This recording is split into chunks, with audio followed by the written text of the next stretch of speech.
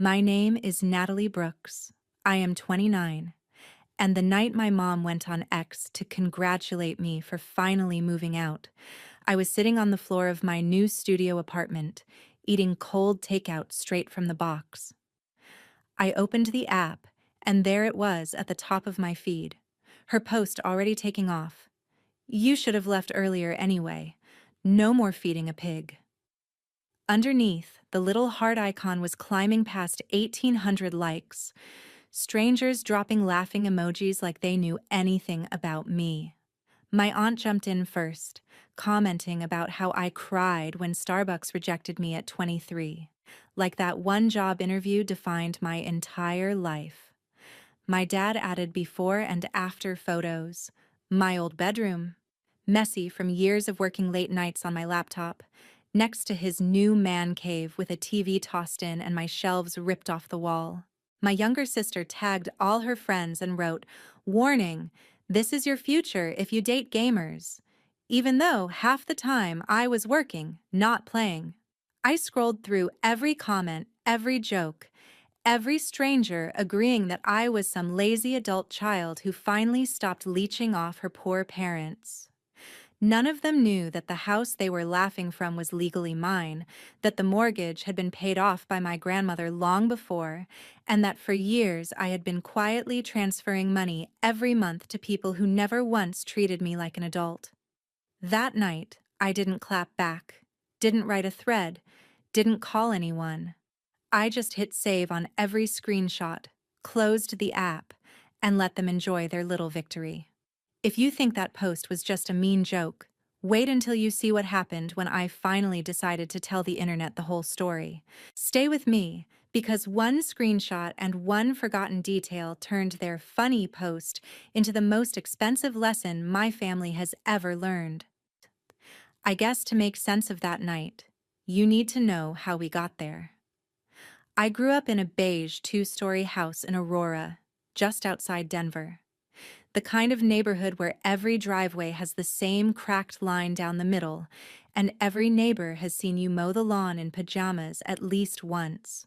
My grandmother bought that house long before I was born and paid it off with decades of nursing shifts and double overtime. When I was 22, she passed away, and a few weeks later, we sat in a cramped attorney's office while he read her will.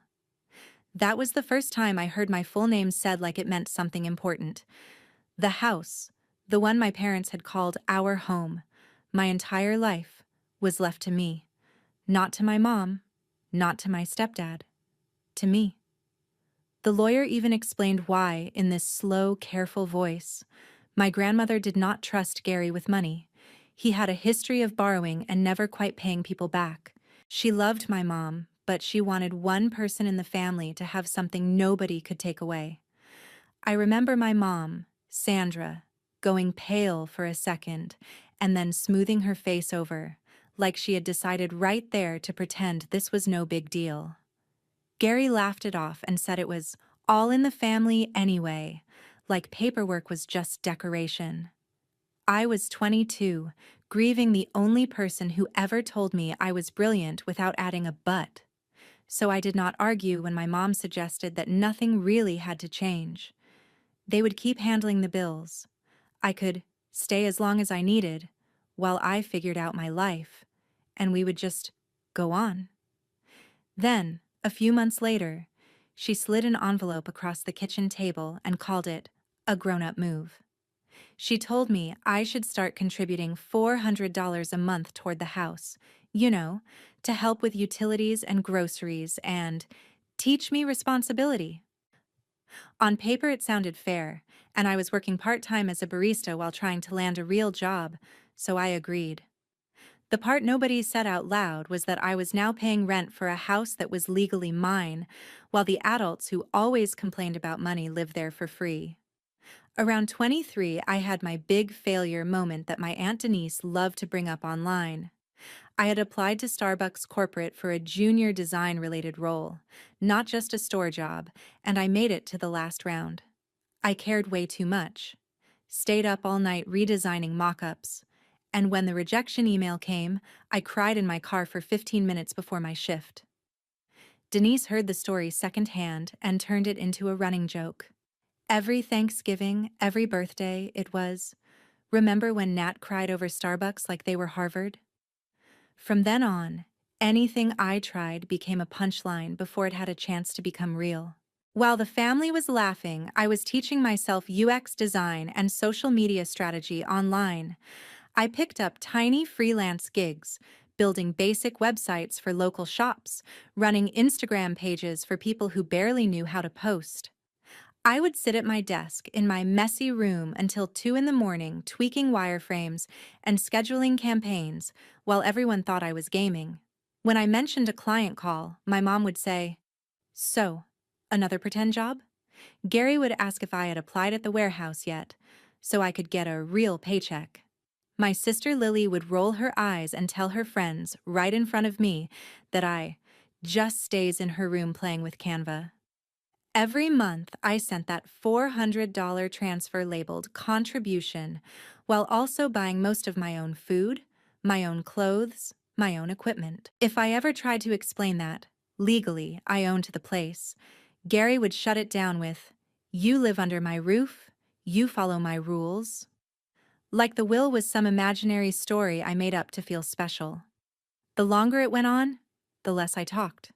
It was easier to let them believe I was a lazy homebody than to argue over every invoice, every call, every project. So I built my career quietly, client by client, until one day my income from fake internet work was more than both of my parents' paychecks put together. And still, at dinner, I would hear them complain about adult children leeching off their parents these days, while they sat in the living room my grandmother had left to me, watching a TV I had helped buy, under a roof my name was printed on in county records. That bitterness did not spill out all at once. It just settled in, layer by layer, like dust in the corners of my room, waiting for the day someone finally opened a window and saw how much had built up. The thing about building a life online is that nobody outside your laptop really believes it is happening until it hits them in the face. For a while, my fake internet work, as Gary liked to call it, looked exactly like what they accused me of.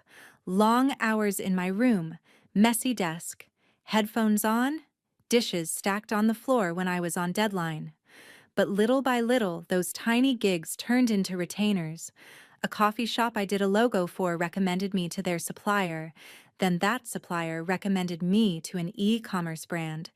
And suddenly, I was redesigning product pages at 2 in the morning while my family complained I was always holed up like a teenager. I went from begging clients to pay me $300 for a full website to charging $1,500 for a UX audit and having them say, "Is that all?" I remember the first month I made more than my mom and Gary combined. I stared at the number in my banking app, then walked into the kitchen and poured myself cereal, while my mom told Lily that nobody wants to work hard anymore. Kids just want to be influencers.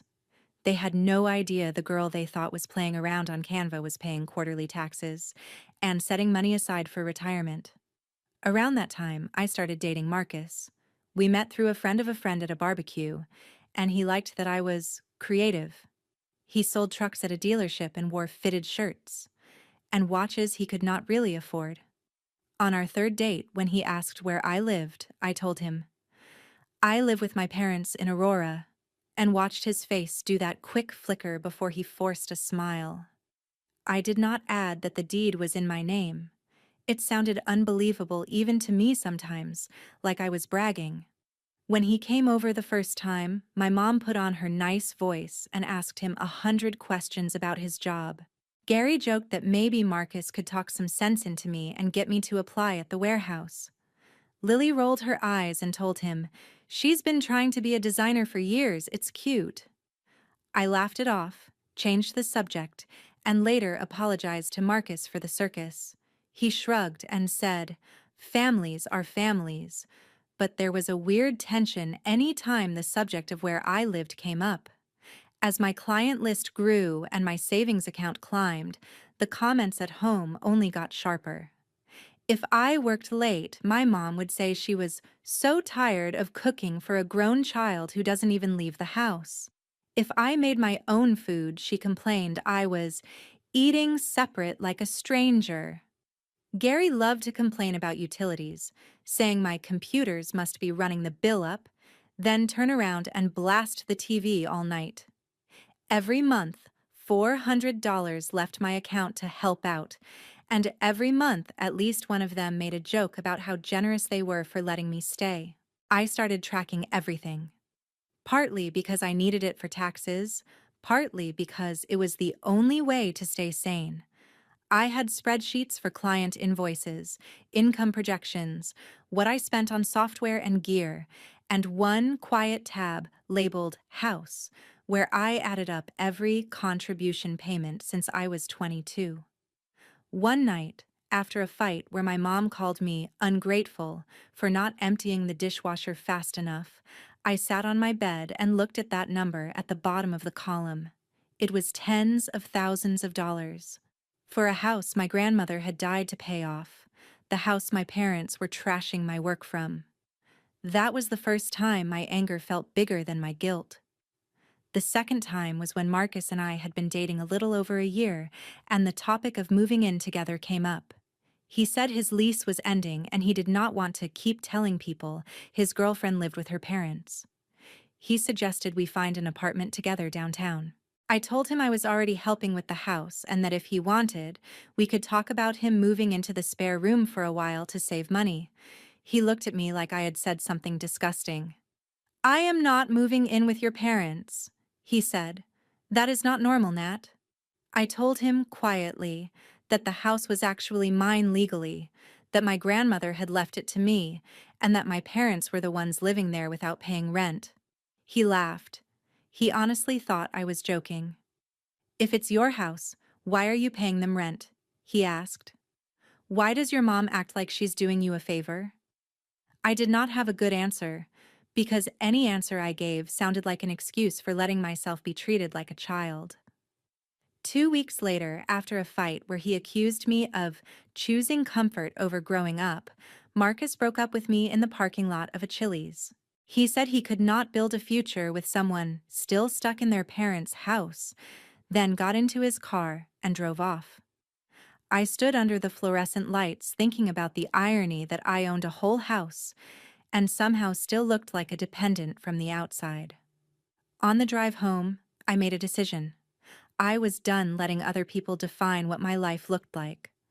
Back in my room, I opened my laptop, pulled up my spreadsheets, and called a mortgage advisor.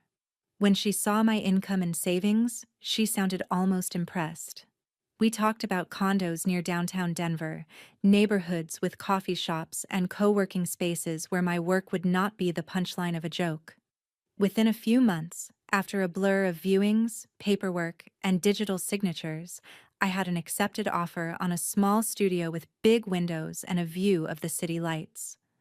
I did not tell my family a word until everything was final.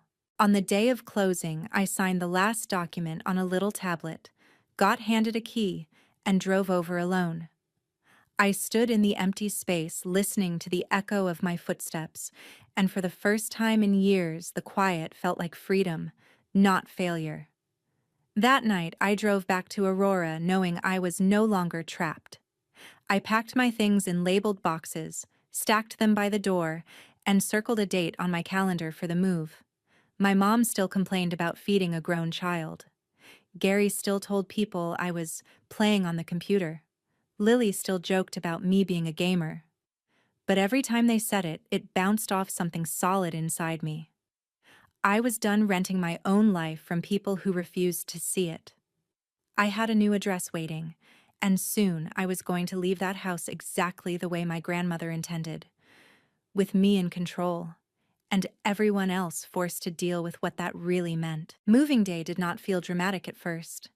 It just felt like a Saturday, where everyone woke up already annoyed at each other.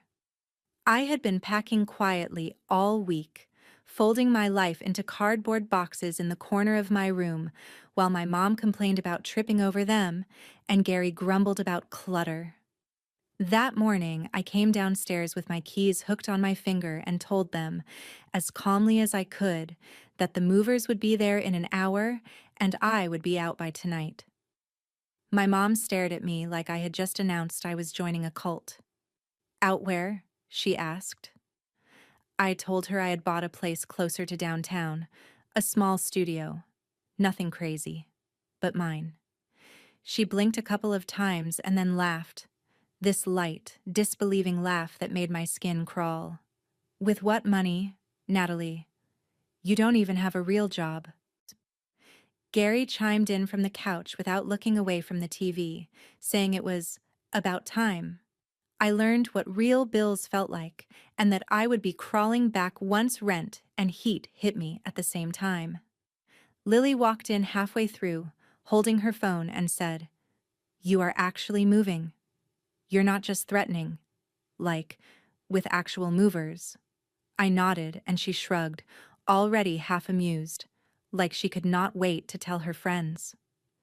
When the moving truck pulled up, there was this weird shuffle of bodies at the door, everyone pretending they didn't want to watch but unable to look away. The movers carried out box after box, my monitors, my chair, the little things I had bought with money they pretended did not exist. My mom kept making comments under her breath about how I better remember who fed me all these years. Gary joked loudly about turning my room into something useful for once, maybe a home gym or a game room for himself. Nobody said they would miss me. Nobody asked for my new address. I did one last walk through my room, fingers brushing the wall where my grandmother used to lean when she came in to say goodnight. And then I walked out with my backpack and a laundry bag slung over my shoulder.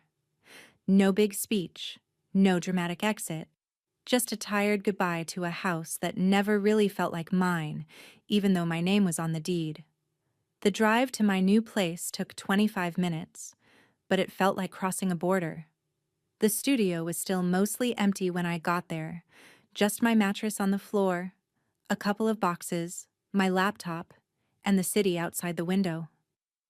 I set my phone on the counter, ordered cheap Chinese food, and spent an hour putting together a wobbly Target table while some streaming show played in the background. For the first time in years, the silence around me did not feel like judgment. It felt like a reset. It was only after I had eaten half my lo mein straight from the carton that I picked up my phone again. It had a little red dot that would not go away. At the top of my feed was my mom's post, a picture of an empty plate and a wine glass with the caption, "Cheers to finally not feeding a grown child anymore. You should have left earlier, haha. No more feeding a pig." Underneath were hundreds of likes piling up by the minute, people I did not know replying with laughing emojis and mood and same. A few swipes down, my Aunt Denise had replied, "Remember when she cried at 23 because Starbucks rejected her still unemployed in her late 20s? Some people never learn."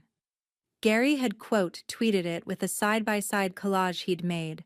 My old room the week before, boxes and clothes everywhere because I was packing and working at the same time, versus the same room now with my desk ripped out, a cheap recliner in the corner, and a big flat screen on the wall. He captioned it, "From disaster zone to man cave in one day. Guess we finally got our house back." Lily had tagged half her contact list and written, "Warning, this is your future if you date gamers," like my entire career could be reduced to a joke about video games. I recognized the names of neighbors, old classmates, and even a couple of moms from my high school PTA liking and laughing along. One notification caught my eye more than the others. Marcus had liked my mom's post. No comment, no message to me, just a quiet little heart, as if to say he agreed that I was the problem and leaving was the punchline. For a second, my chest went hot and my throat tight, like I had been caught naked in front of the entire town. Then something sharper cut through it. All these people were laughing about how I had finally moved out, acting like my parents were doing me some favor by letting me go, and not one of them knew that for years I had been paying $400 a month to live in my own house while they lived there for free. None of them knew that my grandmother had signed that place over to me specifically, so Gary could not borrow against it or lose it. None of them knew I was sitting in a condo I had bought on my own income, from the same fake internet work they thought made me a joke. I scrolled back to the top of the thread, took a slow breath, and started saving. Screenshot of the original post. Screenshot of Denise's Starbucks joke. Screenshot of Gary's man cave collage. Screenshot of Lily's future if you date gamers warning. I captured the likes, the usernames, the timestamps, every small detail. Then I closed X and opened my banking app, flipping through years of $400 transfers labeled house money and my scanned copy of my grandmother's will sitting in my cloud storage. I had receipts stacked on receipts. I could have replied right then, dropped everything in a quote tweet, and watched their little party burn down in real time. My fingers even hovered over the reply box for a moment. But anger is one thing, strategy is another. Instead of typing, I set a reminder on my phone for 12 days from that night. Then I put my phone face down on the floor next to my mattress, lay back, and stared at the ceiling. Let them enjoy their joke, I thought. Let them think they finally got rid of the pig. When I answered, it was not going to be in a comment thread. It was going to be in a way they could not laugh off or pretend they never said. 12 days sounds random, but it was just long enough for the noise around my mom's post to settle into something uglier. At first, people were just laughing along, throwing in their little same comments and pig emojis. By day 12, it had become one of those local in-jokes. People in town I barely remembered from high school were quoting it when they complained about their own kids. My mom had even pinned the post to her profile. That morning, my reminder went off on my phone while I was making coffee in my tiny kitchen. I stared at the notification for a second, then opened X. Her post was still there, still pinned, still full of strangers who thought they knew my entire life from a caption about feeding a pig. I scrolled through it one more time, not to hurt myself, but to make sure I had every angle covered. Then I opened my laptop and started building my own thread. I did not start with a rant. I started with facts. The first image was a clean cropped screenshot of my mom's post. Same caption, same likes, same pile of laughing faces. Under it, I wrote in plain text that this was my mother celebrating that her 29-year-old daughter had finally moved out after years of freeloading.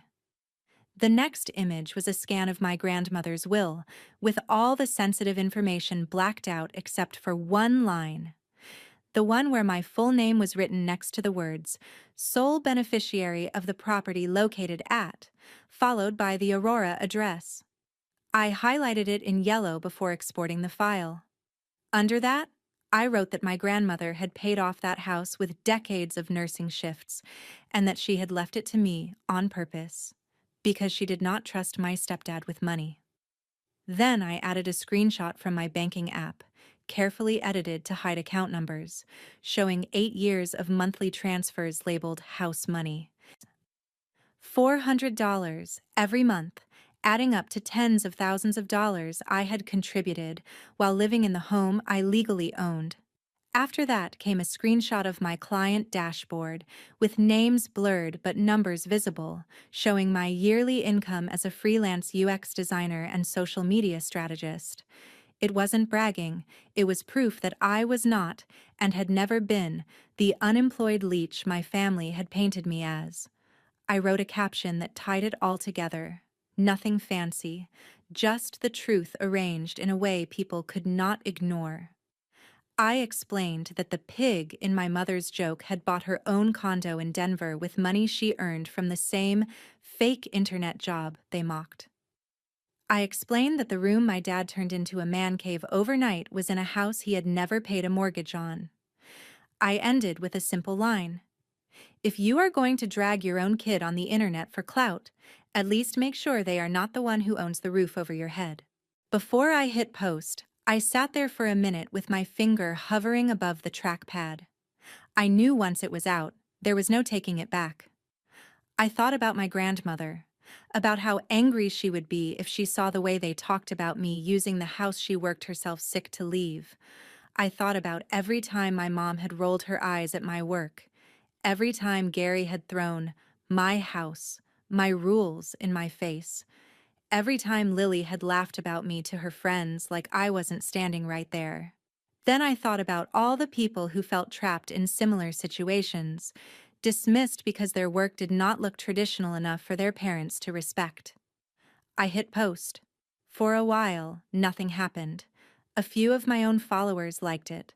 A couple of mutuals replied with "holy shit" and "I am so sorry," and I went back to answering emails. Then a small account that shares freelancer horror stories quote tweeted it with, "This is why so many of us move in silence." That pulled in another audience.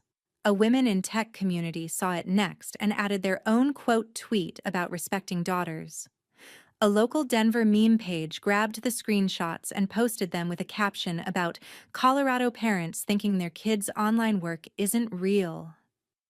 My notifications turned into a slot machine. My phone buzzed until it slid off the table. Comments poured in from strangers who sounded a lot like me, people who had been told their art or coding or content wasn't real work, while they quietly paid the bills. Some were mad on my behalf. Others were just grateful someone had put words to a situation they were in, too. And then, of course, it found its way back home. I didn't need to see the moment my mom discovered it to know it had happened. First came a text. "Call me right now." Then another. "This is not funny, Natalie." Then a missed call. Then 3 more. Then a voicemail I did not listen to. Gary's number popped up next, followed by a text that said we needed to handle this like adults, and that I was making the family look bad. Lily sent a string of messages that started with, "What are you doing?" and shifted quickly into, "You are taking this way too far," and "We are family. You don't air everything out online." Denise, of course, had to call and leave a lecture about how my grandmother, never meant for this kind of drama, conveniently ignoring the fact that she had been making the Starbucks story into circus material for years. I put my phone on silent and watched the little unread numbers climb. Every time they sent a new message, my thread picked up another wave of shares. Someone who lived 2 streets over replied that they had always thought my mom's post was mean, but didn't know the story. A girl I went to high school with said she was not surprised, and that my mom had always liked attention more than accuracy. A couple of people pointed out that if my parents were this comfortable humiliating me in public, it probably wasn't the first time. It did not take long before people started putting the pieces together. They clicked through to my mom's profile, saw her pinned post, and realized it was the same one I had in my thread. They saw Gary's man cave tweet and his proud "our house" wording. They saw Lily's warning about dating gamers. Screenshots of their posts started circulating in replies that did not belong to me. For years, my family had talked as if they owned the narrative because they owned the louder voices at the dinner table. In a few hours, the balance flipped. Now they were the ones being dissected by strangers, the ones people judged from a distance. I do not think public humiliation is always the answer. I still felt a twisting guilt in my stomach as I watched it unfold, but I also could not ignore the ugly satisfaction of seeing people finally call out what I had been living with since I was 22. And the thing is, at that point, all I had done was tell the truth about money and ownership. I had not mentioned every cruel comment. I had not brought up every time they used my work as a punchline. I had not even touched the biggest card I was holding, the fact that if I wanted to, I could walk into a county office and legally make them tenants instead of hosts. The post was just the first push. The real consequences, the ones that would change everything, were still on their way. The fallout started faster than I expected. 2 days after my thread went up, I woke up to 3 missed calls from my mom and a text from Lily that just said, "You need to answer them. This is blowing up." When I finally checked my notifications, I saw why. Someone had screenshotted my thread and posted it in a local Denver Facebook group. From there, it jumped into a neighborhood app and then into a private chat one of my mom's coworkers ran. Patients at the dental office where she worked had started recognizing her from X. One woman apparently walked up to the front desk, looked at her, and said, "So you are the mom who called her own daughter a pig online," right in front of a full waiting room. Sandra called me after that, sobbing and furious at the same time, saying I had ruined her life over one joke. At Gary's job in the warehouse, a coworker showed the man cave tweet to their supervisor. It wasn't that he broke some official rule, but suddenly all of the jokes about my house and his constant borrowing made more sense to people.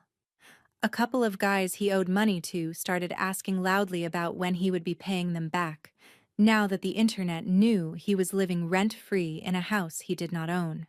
His boss called him into the office and told him, as politely as possible, that the company did not love being dragged into family drama on social media, and that maybe it was time for him to take a step back. Within a week, his hours were cut. The quarterly bonus he had been counting on to catch up on credit card bills evaporated. Lily was not spared either. She worked in HR at a logistics company that liked to talk about culture a lot. One of her coworkers stumbled on my thread, recognized the last name, and sent it to their boss. Lily told me later that she had to sit in a conference room while her manager asked why her name was attached to a tweet, mocking people who play games, and to a dog pile on her sister. She got a formal warning in her file for unprofessional public conduct. Suddenly, the jokes were not so funny anymore. It was around then that I made my next move. I printed out a copy of my grandmother's will, highlighted the part about the house, and pulled my house money spreadsheet into a neat little packet. Then I called the county office to confirm, in simple terms, what I already knew. The deed was in my name alone. I asked what it would take to sell. They told me. It was less complicated than I had built it up to be in my head. After that, I scheduled a meeting with a real estate agent for evaluation. I did not tell my family any of this yet. Instead, I sent them an email. It was short and dry, the kind of thing you would expect from a landlord, not a daughter. I explained that as the legal owner of the Aurora property, I had two options going forward. One, we could formalize a rental agreement. That would mean Gary and my mom paying market rent, signing an actual lease, and taking over all utilities and responsibilities for the home. Two, I could put the house on the market and they would need to vacate by a certain date. I gave them 30 days to respond, and I copied the attachment showing the deed with my name. Within an hour, my phone started buzzing.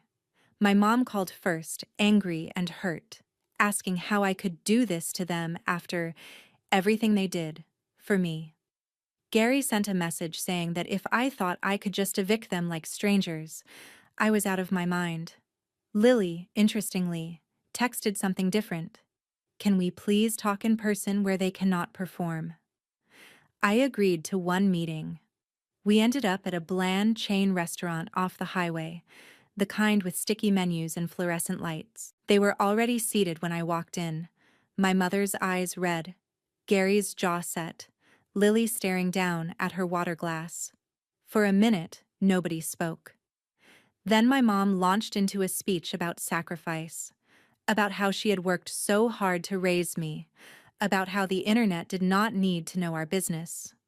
Every few sentences, she circled back to that post, insisting it was just a joke, that she had been venting and never meant for it to get so big. Gary interrupted her to lecture me about loyalty and keeping problems in the family, as if I had not spent 7 years trying to do exactly that. When they finally ran out of steam long enough for me to speak, I didn't yell. I laid my folder on the table, opened it to the highlighted line in the will, and slid it toward them. I reminded them, calmly, that this house had been left to me by a woman who did trust me to be responsible with it. I pointed out that for 8 years I had paid $400 every month to live there, on top of my own expenses, while they lived rent-free. I told them that if we were going to talk about doing things to family, maybe we should start there. Lily spoke up then, her voice quieter than I had ever heard it. She admitted she had known about the will but never really thought about what it meant, that she had joined in on the jokes because it was easier than being the only one defending me. She said she had deleted her comments and locked her profile after my thread blew up. For the first time, she said, "I am sorry," in a way that did not sound defensive. My mom sniffed and said that did not erase the humiliation she felt at work. Gary muttered that men at the warehouse would never let him live this down. I shrugged and told them the truth.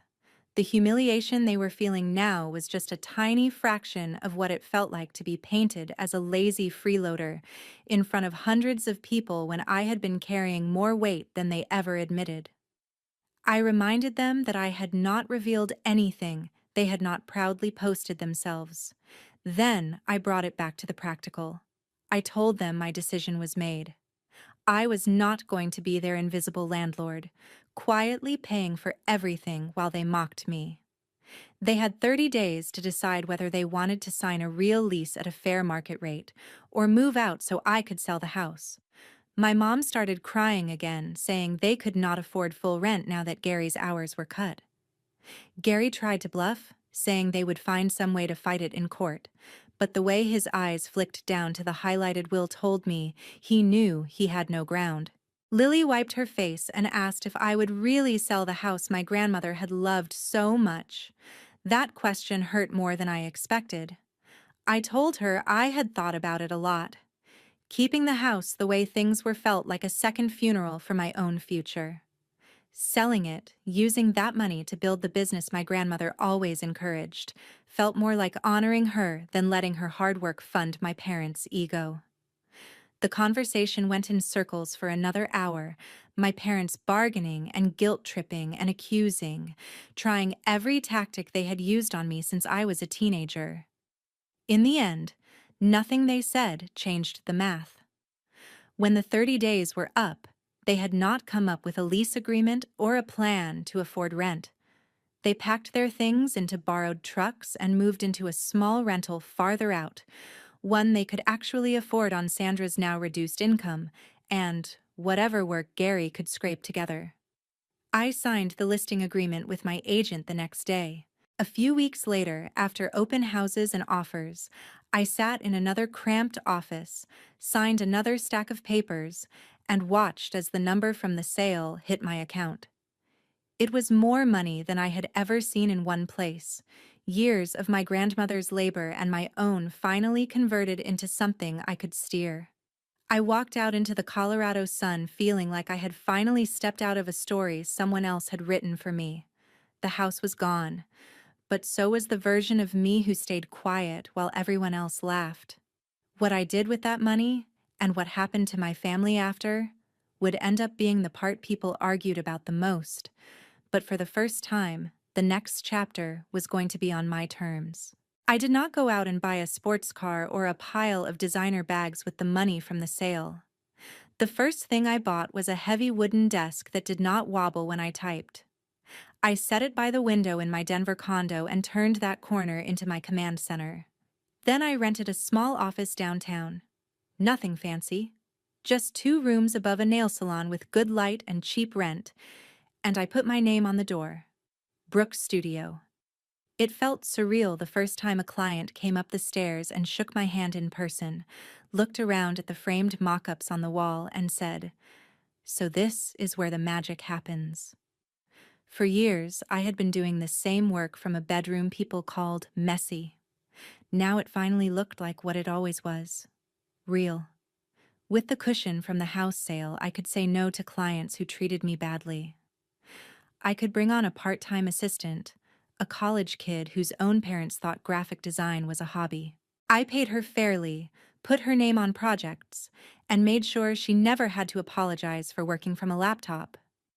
The story of what happened with my family did not stay contained to X. Someone posted a summary on Reddit. It made its way into a few TikTok videos, and I would occasionally hear my own words paraphrased in podcasts or group chats.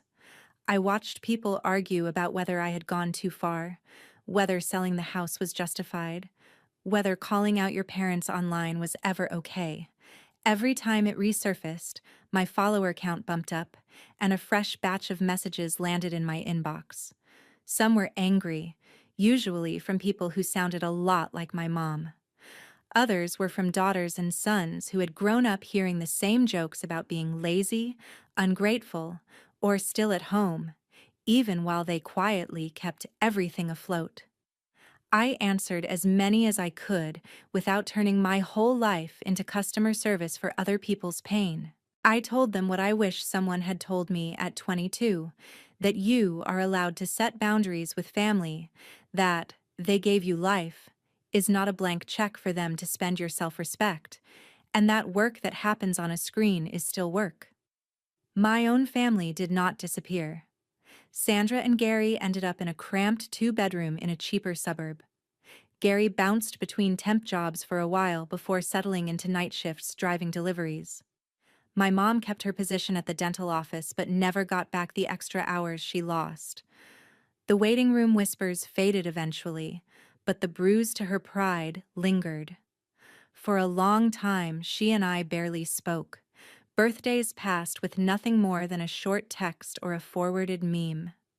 It would be easy to say that felt good, that cutting them off was clean, but the truth is, grief is messy even when you are the one who packed the boxes. Sometimes I miss the version of my mom who used to braid my hair before school, the version of my stepdad who grilled in the backyard on summer evenings. But missing who people used to be does not mean you owe your current self to who they are now. Lily was the first bridge back. She came to see my studio one afternoon, nervous and quiet, and stood in the doorway looking at my workspace like she had walked into another universe.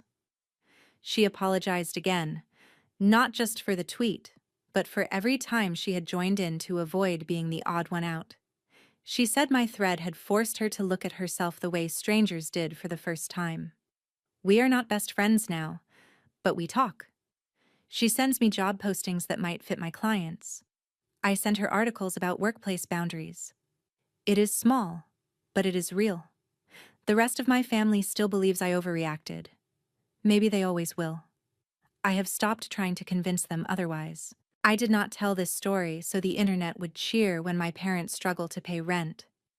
I told it because for years I let their version of me be the only one anyone heard, even in my own head. Calling them out publicly was not about revenge for revenge's sake. It was about putting the truth next to the punchline and letting people decide which one mattered more. The lesson is not that you should drag your family online the first time they hurt your feelings. The lesson is that there is a cost to humiliation, especially when it comes from the people who are supposed to protect you. There is a cost to treating your child's work like a joke because it does not look like your job. There is a cost to years of small cuts, rolled eyes, and just kidding insults. One day the kid you call lazy might be the one signing the papers that decide where you sleep. If you are listening to this and you see yourself in me, I hope you hear this part the loudest. You are not wrong for wanting respect in your own home. You are not dramatic for feeling hurt when the people closest to you turn your life into content. There is a difference between forgiveness and pretending things never happened. You can love your family and still say, "This is as close as you get to me from now on." That is not betrayal. That is self-respect. My mom's post on X was supposed to be the punchline of my adulthood. Instead, it became the beginning of a different story. One where I stopped playing the role of the ungrateful child and started acting like the owner of my own life. The internet did not fix my family. It did not make everything fair, but it did something important. It forced the people who were so proud to publicly shame me to sit, for once, in the full light of what they had done. And for me, That was enough to finally move on without looking back at the house I left behind.